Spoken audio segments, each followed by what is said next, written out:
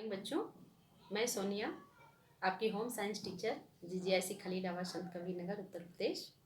बच्चों, अभी हम अपने पहले अध्याय में चल रहे हैं जिसमें मैंने आपको बताया कि दूध क्या होता है, दूध के क्या महत्व हैं और दूध में कौन कौन से पोषक तत्व पाए जाते हैं। फिर मैंने आपको बताया कि दूध के कौन कौन से रूप हैं, यानी शुद्ध दूध, गाढ़ा दूध, वसा रहित दूध, खमीरीकृत दूध, क्रीम, ये सारी चीज़ें मैंने आपको बताई। इसी क्रम में आगे बढ़ते हुए आज हम आपको बताएंगे कि दूध को पौष्टिक, रुचिकर और स्वादिष्ट जो है कौन कौन से भोज्य पदार्थ बनाए जाते हैं, इसके बारे में हम आपको बताते हैं।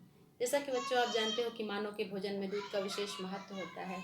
दूध का शुद्ध रूप तो सभी के लिए लाभप्रद होता है, क्योंकि दूध में सभी प्रकार के पौष्टिक तत्व उचित अनुपात में पाए जाते हैं और दूध सुपाच्य होता है या सभी वर्ग के व्यक्तियों के लिए महत्वपूर्ण होता है, चाहे वो बालक हो, वृद्ध हो, वयस्क हो, सभी के लिए उपयोगी होता है। अब हम आपको बताते हैं दही बनाना, यानी दूध से दही कैसे बनती है। दूध से दही को बनाने के लिए दूध को गर्म करके जो है उस वातावरण के अनुसार या ठंडी या गर्म अवस्था में रखकर उसमें थोड़ा सा दही डाल देते हैं और इस जो है दही डालने की प्रक्रिया को हम जामन लगाना बोलते हैं, क्योंकि इसमें जो है दही में उपस्थित जीवाणु इसकी संख्या में वृद्धि करके दूध की लैक्टोज शर्करा को लैक्टिक अम्ल में बदल देते हैं और दूध दही में परिवर्तित हो जाता है। हालांकि ग्रीष्म ऋतु में जीवाणुओं की संख्या में बहुत तेजी से वृद्धि होती है, लेकिन शीत ऋतु में जीवाणुओं की संख्या में बहुत धीमी गति से वृद्धि होने के कारण दही को बनने में यानी दही को जमने में लगभग 8 से 10 घंटे लग जाते हैं। तो शीत ऋतु में दूध से जो है दही बनाते समय दूध को हल्का सा गर्म कर लें, फिर जो है उसमें जामन लगाएं तो अच्छी दही बनेगी। दूध इससे जो है हम मट्ठा भी बना सकते हैं।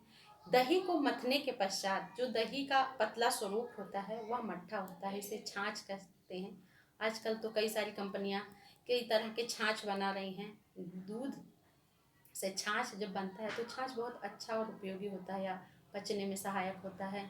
अगर हम घर पे भी छाछ बनाएं तो उसके जो है पौष्टिक मूल्य को बढ़ाने के लिए, उसको स्वादिष्ट बनाने के लिए हम उसमें भुनी जीरे का पाउडर मिला के, काला नमक डाल के उसको अपने आहार में प्रयोग कर सकते हैं। तो यह हमारे लिए, हमारी सेहत के लिए ज़्यादा उपयोगी होगा। अगला है आपका मक्खन। मक्खन को बनाने के लिए पहले दूध को जमा कर दही बना लेते हैं, फिर दही को मथने के पश्चात उसे मक्खन के रूप में एकत्रित कर लेते हैं। मक्खन जल से हल्का होने के कारण मट्ठे के ऊपर आ जाता है और फिर जो है इस मक्खन को हम पृथक करके अलग रख लेते हैं। मक्खन में वसा की मात्रा लगभग 80 से 85% तक होती है और जल की मात्रा 15 से 17, खनिज लवण की मात्रा लगभग 2% होती है और अन्य पदार्थ 1 होते हैं। मक्खे को ज़्यादा देर तक सुरक्षित रखने के लिए हम इसे रेफ्रिजरेटर में स्टोर करके रख सकते हैं और ज़्यादा हम जो है इसको ज़्यादा समय तक संरक्षित रखने के लिए मक्खन पर थोड़ा सा नमक लगा दें तो वो ज़्यादा दिन सुरक्षित रह सकता है। अगला है आपका घी। घी जो है, मक्खन को जब हम बना लेते हैं फिर मक्खन को एकत्र करके एक बार में गर्म करने के पश्चात जो पदार्थ निकलता है, उसे मैल के रूप में जो पदार्थ निकलता है उसको अलग करके शेष पदार्थ को जो ठोस के रूप में रह जाता है वह मक्खन नहीं, वो घी होता है। और घी हमारी सेहत के लिए ज़्यादा उपयोगी होता है। घी में लगभग जो है विटामिन ए नष्ट हो जाते हैं और घी में लगभग 99% तक वसा होती है। बहुत दिनों तक जो है घी को रखने से उसकी सुगंध तथा पौष्टिकता में कुछ अंतर आ जाता है, लेकिन जो है हम खाने का स्वाद बढ़ाने के लिए घी का उपयोग करते हैं। अगला है आपका छेना। उबलते हुए दूध में नींबू का रस डाल देने पर जो दूध की प्रोटीन होती है वो कैसीन के रूप में अलग हो जाती है और वो छेना बन जाती है। फिर है आपका खोया। खोया दूध को लगातार जो है गर्म करते करते जब वह ठोस के रूप में परिवर्तित हो जाता है, बहुत ज़्यादा चलाते रहते हैं तो यह खोया बन जाता है और इसमें जल की मात्रा बहुत कम रह जाती है। इसमें वसा युक्त प्रोटीन बहुत अधिक होती है और लैक्टोज शर्करा के कारण खोया प्राकृतिक रूप से मीठा लगता है और दूध की तुलना में यह बहुत अधिक पौष्टिक और गरिष्ठ होता है।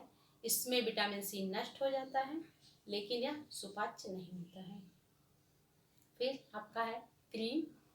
क्रीम मुख्य रूप से 3 प्रकार की होती है। इसमें हल्की क्रीम होती है, इसमें वसा की मात्रा, हल्की क्रीम में 15 से 20% वसा की मात्रा होती है। इसका प्रयोग हम चाय, कॉफ़ी, लस्सी, फूड क्रीम बनाने के लिए इसका उपयोग कर सकते हैं। दूसरा आपका है मध्यम क्रीम, इसमें वसा की मात्रा 25 से लगभग 35% तक होती है। इसका उपयोग हम केक, पेस्ट्री, आइसक्रीम और विभिन्न प्रकार की मिठाइयाँ बनाने के लिए उपयोग कर सकते हैं। तीसरा है आपका गाढ़ी क्रीम। इसमें वसा की मात्रा 40% तक होती है और इसका उपयोग हम जो है मक्खन, घी आदि बनाने में इसका उपयोग हम कर सकते हैं।